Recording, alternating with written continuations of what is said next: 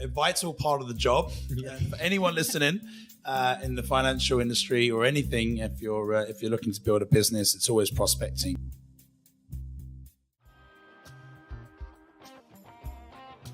From the cubicle to the lab, the studio to the war room, climbing the corporate ladder, or joining a scrappy startup, experience a day in the life of the jobs you want. You're now listening to the Experience a Diddle podcast. You'll hear from professionals, entrepreneurs, and recent grads, all inspiring you to gain experience beyond the classroom and launch a career of your own. We're your hosts, Christabel And Matt Poe. Welcome to episode 2 of 3 in the Experience a Diddle's Planning Financial Future series with Northwestern Mutual Sam Syed. In today's A Diddle episode, we're going to experience a day in the life, hour by hour, of a financial advisor at Northwestern Mutual so you can see if this career is the right fit for you. If you haven't already, be sure to listen to Sam's experience episode so you can learn what it takes to hack it in this field. Let's get started. So it's a Wednesday in New York City.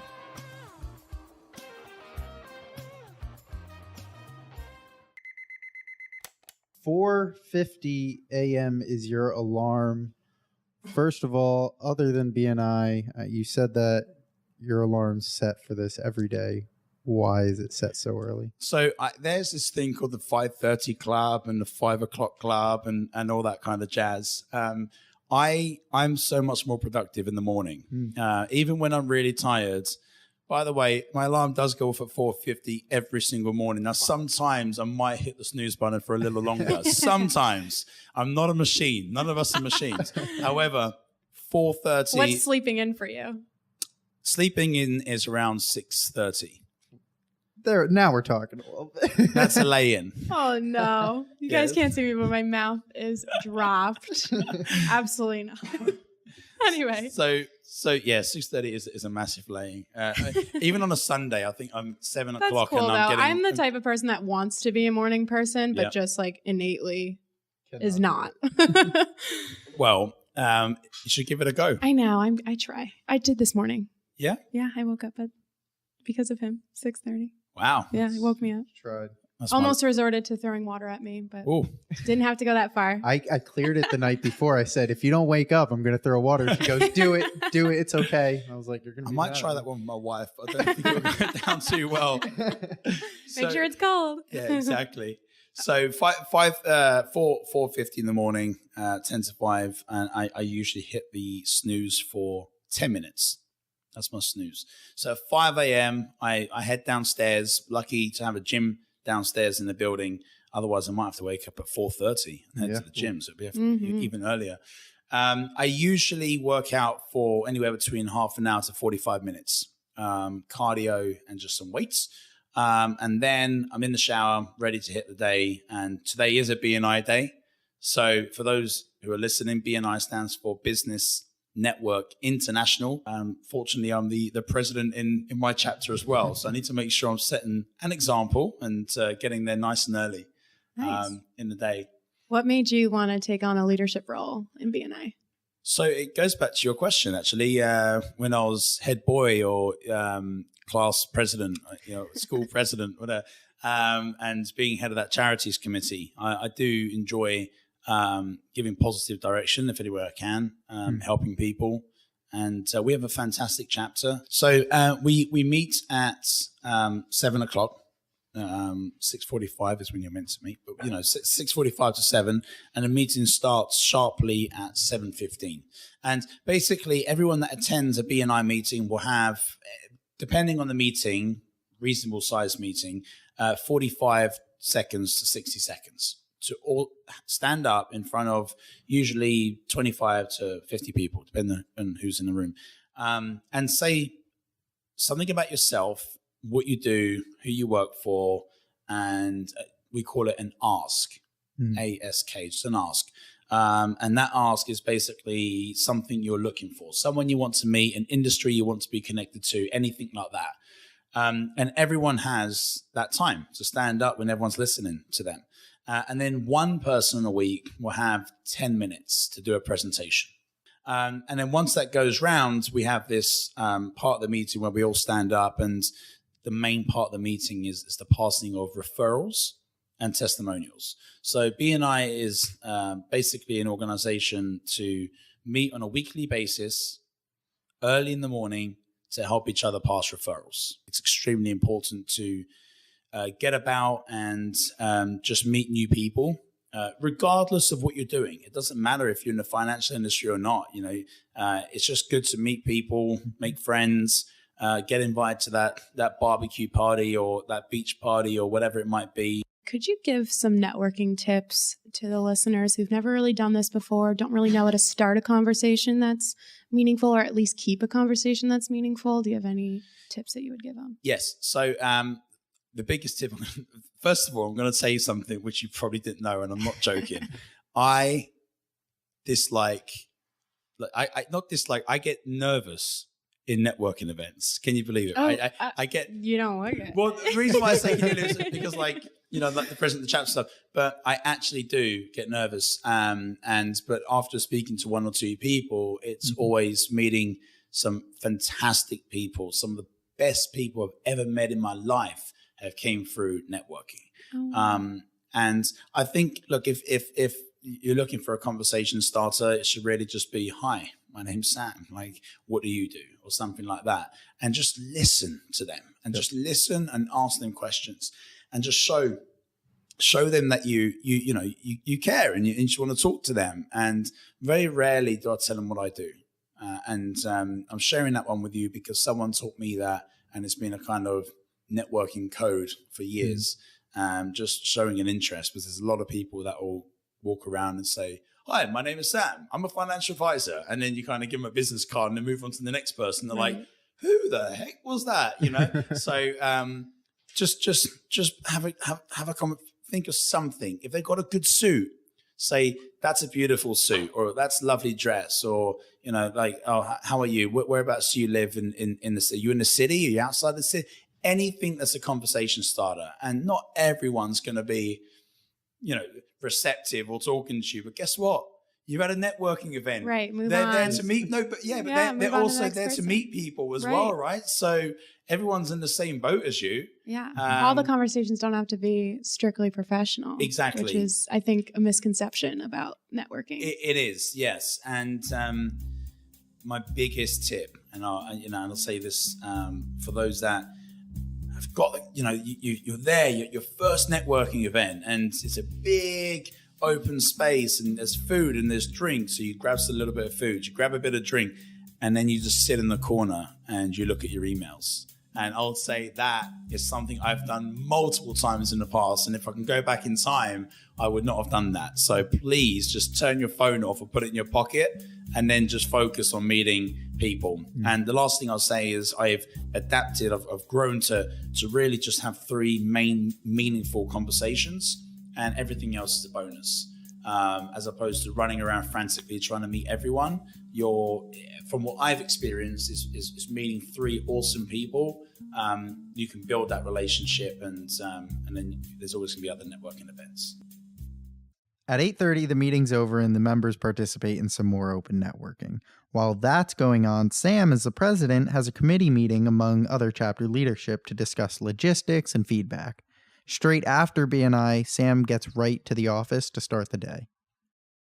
I'm going through basically underwriter request emails, retrieving outstanding client documents for insurance, arranging client meetings, all that kind of fun stuff. It's stuff that accumulated the night before, and I want to make sure that my inbox is always clean because some of these emails are extremely important, and I need to make sure that I action them immediately.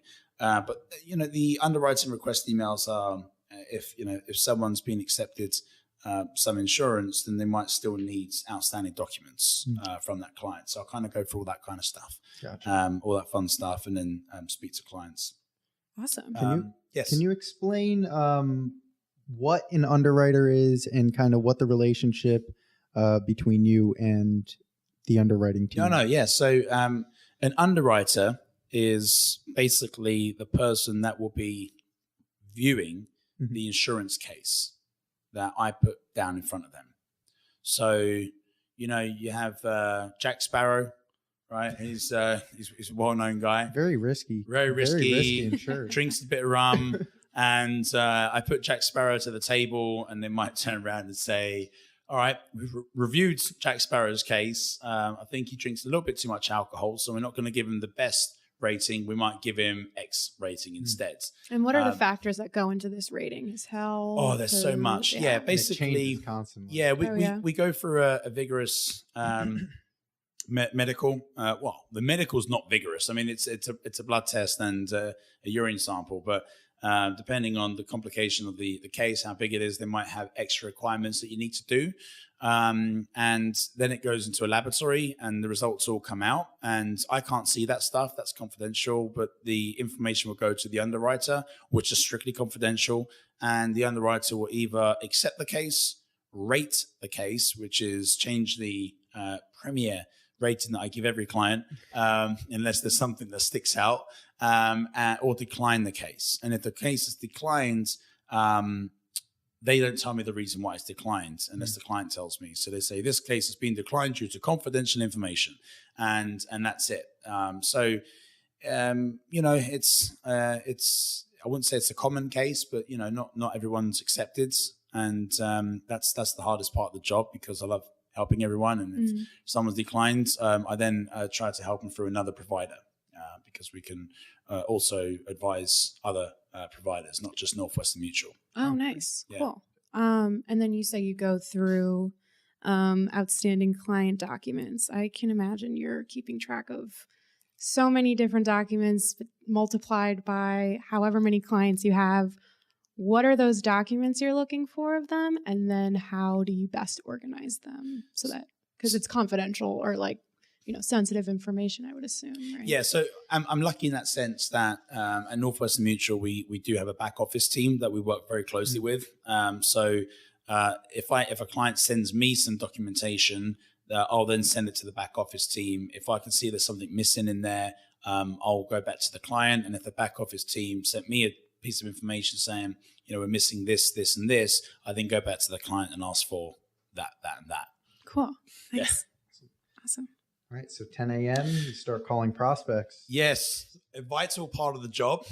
For anyone listening in the financial industry or anything, if you're looking to build a business, it's always prospecting. And once again, my advice would be just to do it. The amount of people I've called out of the blue that were recommended to me from a long distant relative or a friend of a friend of a friend, you'll be surprised the amount of those people I've first of all were excited to hear the call. Not everyone are, but also who have managed to really help in a big way, whether getting them the right insurance for their needs, protecting them, or managing their assets. Do you ever cold call in your role, or is it? No. I could imagine it's mostly a word of mouth and referral based. Correct. Most of your business. Yeah, it is. Yeah, I cold called once upon a time when I was a stockbroker, and I've really built up my business through referrals. Gotcha. That time when I was waiting for my work permit, I became a professional networker. Quick recap. So Sam moved from Dubai to New York to be an AIR, took all the necessary tests to do so, and got laid off after 6 months of working there. He then had to wait another 6 months for his working permit to continue to work in the U.S. legally before he could accept any other job offer. That's dedication, that's passion, that's grit, as Sam likes to call it. When in doubt, network your way out, people. Networking is extremely important in that sense, and that really set me up to work hard and to get to really start with Northwestern Mutual extremely well. So it's 11 a.m. It's 11 a.m. Got a 12 p.m. meeting in Prospect Park in Brooklyn, and the train is my preferred method of travel in Manhattan. It's usually faster than taking the taxis or Uber or whichever service that they tend to use these days. I'm straight down the 4 and 5 train. It's the Green Line in Manhattan, and I head to my meeting. On the train, I tend to read my preferred newspaper, which is the Financial Times, now on the iPad. I very rarely use a newspaper these days. It's all on the iPad. I tend to read when I'm traveling to avoid me just scrolling all the time. Sucked in the social media And stratosphere. I'm not having to dig at social media, but sometimes I just find it. I find scrolling sometimes more. It takes more of my energy, my mental energy, than anything else. Because you kind of realize that so much time's gone by. So anyway, I read the paper. I tend to read when I'm on the train. So I arrived at this meeting 13 minutes early. It's always good to arrive early. I learned that from my first interview. No one wants to be sweaty. Yeah, exactly. His first interview was with Credit Suisse, an international Swiss investment bank. He arrived 2 minutes late for that interview. Needless to say, he didn't get the job. Go back to Sam's experience episode to hear about how things turned around. Exactly. So I get there nice and early, unflustered, and making sure I'm prepared. So this meeting is for Jack Peterson. He's the founder of a large institutional non-for-profit. He's 70 years old. He's looking for a contingency succession plan for the day he's sadly no longer around. Jack is the main fundraiser for his non-for-profit. And if he's not around one day, then that charity could suffer. So what you have here is a case which could sound like a simple insurance plan. But the situation here is more complex. He has a few health issues. He has a few concerns on international traveling, to name a few. And after an in-depth conversation during lunch and discussing his needs, I see that I've got the information that I need to go through the underwriter and to see if there's a chance for pre-approval for life insurance. Now, the reason why this one's a pre-approval, and we obviously can't go through all the terms today, is because during this interview, I found out that he's actually had a number of declines from providers, but he has had one approval. Okay. So there's the kind of golden nugget, right? So I'm now going to go back to my underwriter and I'm going to show the case to the underwriter and say he has had a few declines, but however, he has had an approval. And let's see what we can do for that client. And I'm happy to say we does it affect you like a credit score does? No, actually, it doesn't. I mean, I guess to a certain extent, yes, for a couple of years or sometimes 5 like years. Reputationally, I guess. It's all medical. So sometimes they might rate a case for a couple of years or decline a case and say, come back in 2 years and do another medical. And we want to see this, and this done. So, nice. Yeah, in that sense, it is like a credit rating. Do you usually travel to see your clients in person, or is it mostly over the phone? I mean, going down to Brooklyn sometimes in the middle of the day could get pretty tiring. So it can. I would always travel if the client needs me to travel. I sometimes have days which you're here, and this specific day, the rest of the meetings were in my office. Yep. But if I need to travel, I mean, logistically, sometimes it doesn't make sense, but I have been known to go downtown, back up, and then downtown again, and then back up. But, it's if it's getting the job done and I'm meeting my clients, then it's, I'm happy to do that.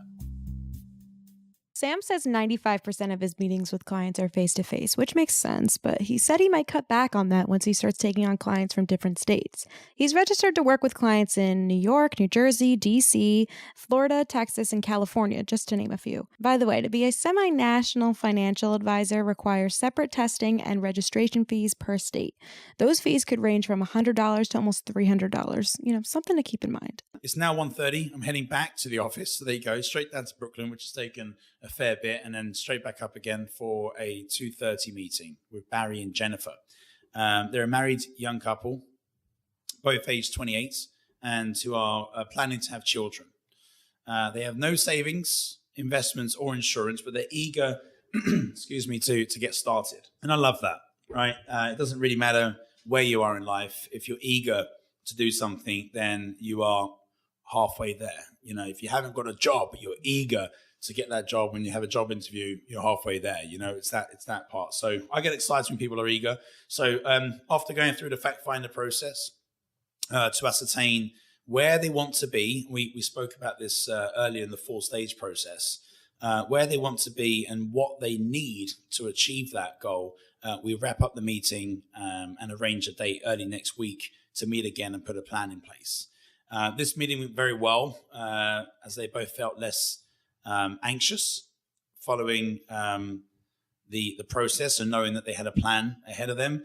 And they also recommended 6 other couples. At 4:30, I have another client meeting. These are all in the office. So this was a good day because I'm just chilling out in the office. And I've got Not much traveling today. Exactly. This is a 49-year-old married couple, and their children are finishing college. And after the large outlay in university fees, so university fees are so expensive in America. That's a whole nother conversation. It's so expensive. I know. Insane. It is insane. But there you go. They say that education costs are increasing by about 5 to 7% per year. So it's definitely outgrowing inflation. Yeah. By some parts. So these guys are at the tail end of that. Their children finish college now, finishing, and after the large outlay in university fees, they basically want to focus on their retirement and making sure that they have enough to comfortably live. Mm-hmm. So helping those couple, lovely couple. The meeting finishes at 5:30. I basically spend the next 30 minutes just catching up with client emails. I try to. Sorry. Can I cut you off? Just going back. I mean, you're meeting all in one day, a 70-year-old, 49-year-old, 26-year-old. How do you prepare yourself? How do you get yourself in different mindsets to talk to so many different people in so many different walks of life, so many stages of life? Can you speak on some sort of strategy that you have? Because I can't imagine doing that. I'm talking switching gears like that. You can, Matt. We all can. So my youngest client's 6 months old. And he can't speak to me, but the mum put a plan in place, and the oldest client is 70. This is this is definitely a longer term skill that I got, and that was basically from joining clubs in London. So whether it's a social club, if you like tennis, you can join a racket club or a gym club. And they're very popular in London, and I know they're popular in New York and in different states. Whatever that club might be, it's a great place to integrate with people from all different ages and all different walks of life. Yeah. So that was my secret key to success in that sense. I've still got dear friends who I met at 18 when I joined some of these clubs, who are now in their mid-80s. And I can sit down with them when I'm back in London, have a great conversation with them, and it's great. And they've obviously become mentors because they're so much wiser than I am. And I want to aspire to be those people and live a long life. So that's one aspect, and then I don't want to go too heavy on it, but that's another indirect way of saying networking as well, because I say these clubs where you have a common ground with everyone. That's the key. It's the common ground between you and someone else of a different age. They're both a member of that club. Now, if money's tight or whatever it is, you haven't got the commitment to join a club, then still networking can do the same objective, because you're both there to network, whether it's just in someone's lounge or whether it's in an upmarket thing or a free rooftop event, whatever it might be. You're going to be bumping into people from all different ages and speak to them. Right. Those people are great to speak to. They're fantastic. They've been around the block and they can give you some good tips. I got that from that. Great. After that client meeting, Sam heads back to the office to catch up on client emails and attend to any unfinished business. So that was a good day. It was a good day. I had some really good meetings, and I also got a one-to-one with good old Stephen Weiss. So fantastic day. Now, I then head to an art show at the Lower East Side. Lots of art. You can choose your thing. I love art. Just love admiring art. And it's a nice time to escape. And then you might just bump into a few people there. It's actually one that my friend invited me to. So I'll go there for an hour. And around 7:30, I'll go to a client invitation for a charity gala. And I always love going to those. This one was for a children's gala, helping Nice. children's school gala. At 10:30, I'm heading back home, so I've got to be asleep by 11:30 because tomorrow it all starts again. 4:50 in the morning. 4:50 in the morning. If I can get 5.5 hours sleep, I'm a happy man.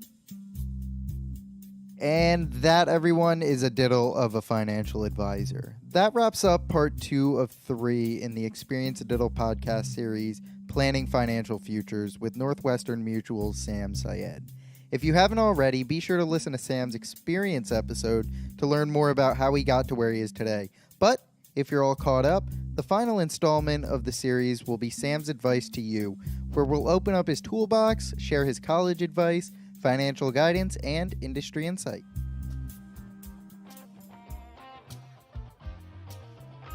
Thanks for listening. Each week, we bring you interviews from professionals in the jobs that you want, highlighting each guest's career experience on Mondays, a day in the life on Wednesdays, and their advice to you on Fridays. Visit our website, experienceadiddle.com, to find the show notes for this episode with all relevant links and photos. Also, don't forget to follow us on Instagram, LinkedIn, and Facebook at Experience a Diddle. That's Experience ADITL. And of course, we're here to help all students make more informed career decisions. Visit our website to read all a Diddle articles from all different jobs and careers interviewed, written, and published for students by students. You can sign up to join the Adiddle Army at experienceadiddle.com/students, and let's grow together. We want to pay for your textbooks. As an ongoing contest, at the end of each semester, we'll randomly pick a winner from our subscribers who wrote us a review and buy all of their textbooks. So hit subscribe and tell us what you think about the show, and remember, you will be great.